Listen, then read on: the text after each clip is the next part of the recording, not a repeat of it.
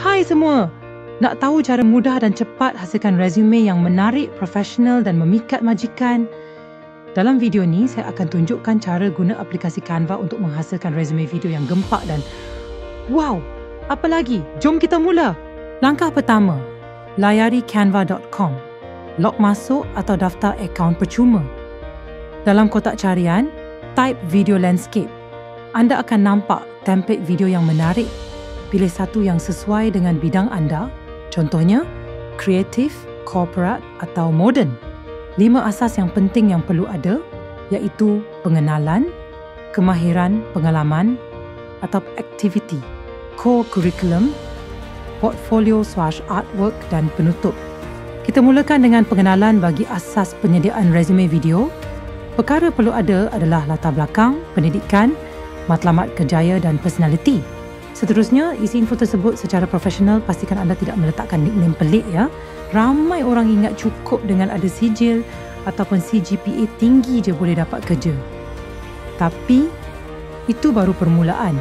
Hari ini, jom kita kenali 2 jenis kemahiran penting yang majikan cari, iaitu hard skills dan soft skills. Kemahiran keras ataupun hard skills ialah kemahiran teknikal yang boleh diukur dan diajar.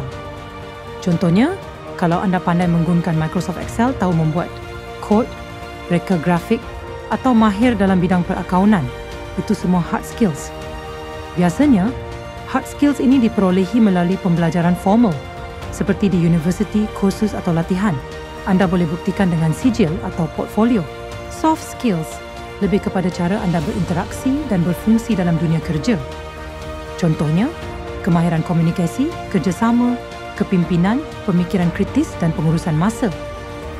Kemahiran ini sukar nak diukur tetapi sangat penting. Kadang-kadang majikan lebih menghargai calon yang boleh bekerjasama dalam kumpulan berbanding yang bijak tetapi sukar untuk dibimbing.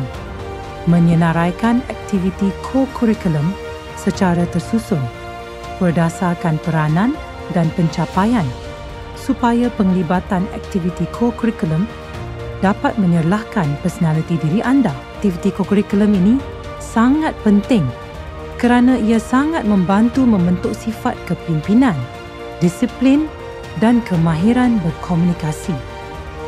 Aktiviti secara tersusun juga dapat menunjukkan keseimbangan personaliti.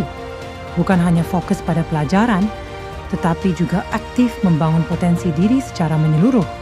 Pastikan anda menyusun portfolio hasil karya atau artwork dengan kemas dan menarik dalam resume video anda. Mempamerkan portfolio secara tersusun bukan sahaja menunjukkan kreativiti tetapi juga menggambarkan tahap profesionalisme dan kesungguhan anda dalam sesuatu bidang. Susunan portfolio yang kemas boleh meninggalkan impak pertama yang kuat kepada penilai atau majikan.